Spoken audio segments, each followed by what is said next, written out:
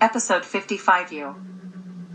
This is a growing issue in the UK, where wood burning contributed to 75% of domestic combustion emissions in 2021, up from 70% in 2020, compared with just 3% in 1970.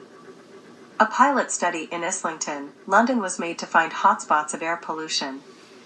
Scientists carried air quality sensors around a residential area on Friday, Saturday, and Sunday evenings, the most popular times for home wood burning. They found wood chip boilers and homes burning wood to be responsible for most of the particulate pollution in residential streets.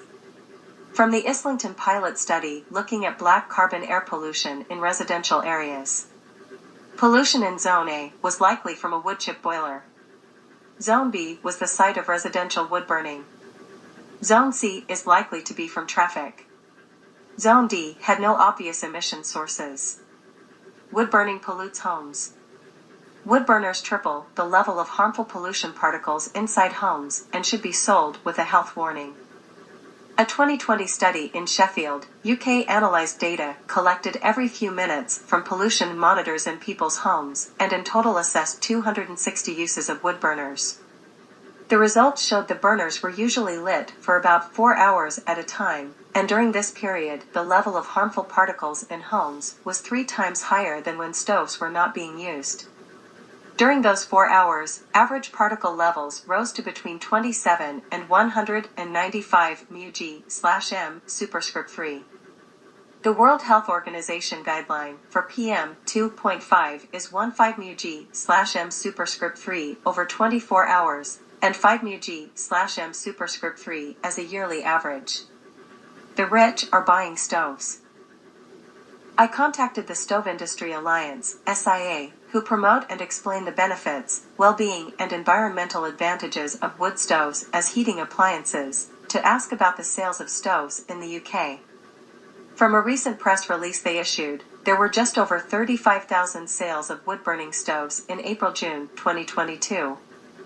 This grew to just over 57,000 in July-September 2022. Perhaps this was due to rising gas bills, but at around £500 plus installation costs, a wood-burning stove isn't for people who are short of cash. The rise in wood-burning stove purchases are in affluent households who have alternative sources of heating. The government reported open fires account for 24% of PM2.5 emissions from the domestic combustion sector, with wood-burning stoves accounting for 76%.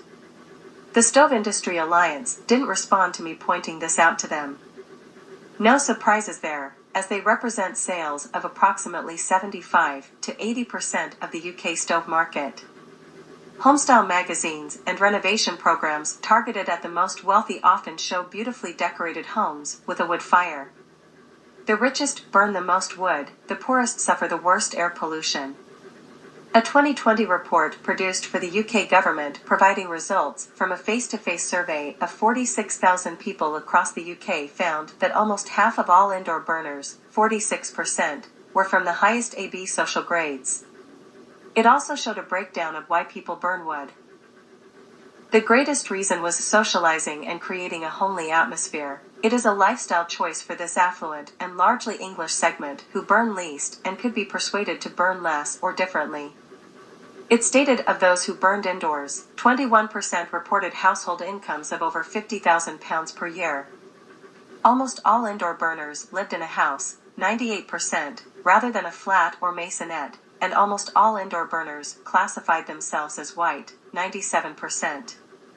Only 3% found it very difficult to pay for their energy costs. The UK government uses the minority to avoid bans. The UK government's 25-year environmental improvement plan released in January 2023 stated, "We are not considering a ban on domestic burning in England." The UK government recognizes solid fuel burning as a primary source for heating, hot water, and cooking. In January 2021, experts at Asthma UK and the British Lung Foundation asked people to use wood burners only if they had no alternative source of heat. The UK government also states that wood-burning stoves, for a minority, may be the sole heat source.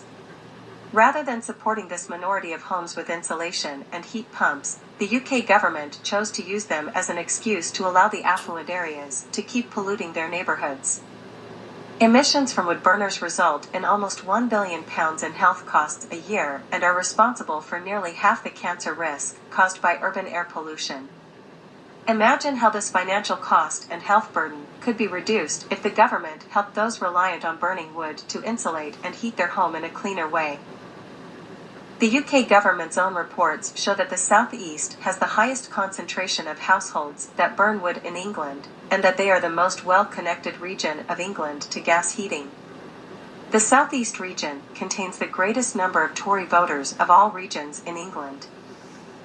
Figure from the UK government's report summary results of the Domestic Wood Use Survey from 2016, showing the highest number of wood users are in the most affluent region after London and are most well connected to the gas grid. Most people want wood-burning bans. Most in support, Londoners, and people across the UK over 75 years old. Least in support, people in Scotland and Wales, who are less well connected to the gas network. From a report in February 2023 by The Guardian. A Guardian survey of 1,258 people in the UK showing their support for banning wood burners in cities, February 2023. In fact, the Mayor of London effectively banned wood burners in new and refurbished homes, where the guidance encourages developers to meet air quality standards by installing solar panels, electric heat pumps, cycle storage and electric vehicle charging. The guidance also requires an overall increase in biodiversity, with the inclusion of green roofs, new trees and hedges, and wildlife-friendly landscaping. A pile of logs, of loggery, left in Holland Park, London, with a sign to say that these are for invertebrates, not for burning. Think about a wood-burning stove as an enormous exhaust pipe on top of your house. Image from here. The UK government incentives encourage people to burn wood as a renewable heating system, or a biomass boiler under the Domestic Renewable Heat Incentive. New government guidelines don't make sense. The UK government's 25-year Environmental Improvement Plan released in January 2023 states they will tighten the limits that new stoves and smoke control areas must meet, reducing the limit from 5 grams of smoke per hour to a maximum of 3 grams per hour.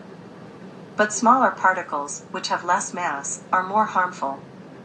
The particle number should be used in the limit, not the total mass, because total mass has no bearing on how many particles there are. In the same way, 1 kilogram of apples and 1 kilogram of sand have the same mass, but vastly different numbers. A back-of-the-envelope calculation, 3g of smoke particles that are 2.5 microns equals 3,400 billion particles. 3g of smoke particles that are 10 microns equals 53 billion particles. Additionally, enforcing such a limit would be incredibly difficult. English councils have issued only 17 fines over 6 years, despite more than 18,000 complaints, as it is difficult and expensive to prove guilt and then take people to court. Smoke control areas are also not ubiquitous. You need to check if your area is actually included. And even then, you can use outdoor barbecues, chimeneas, fireplaces, or pizza ovens in smoke control areas. Bonfires, perhaps the most polluting of all, are allowed in smoke control areas. Smoke-controlled areas, in blue, make up 11.9% of England, where people and businesses must not, emit a substantial amount of smoke from a chimney, and, the second, buy or sell unauthorized fuel for use in a smoke control area unless it's used in an exempt appliance. Emit a substantial amount of smoke from a chimney, buy or sell unauthorized fuel for use in a smoke control area unless it's used in an exempt appliance, appliances which are approved for use in smoke control areas.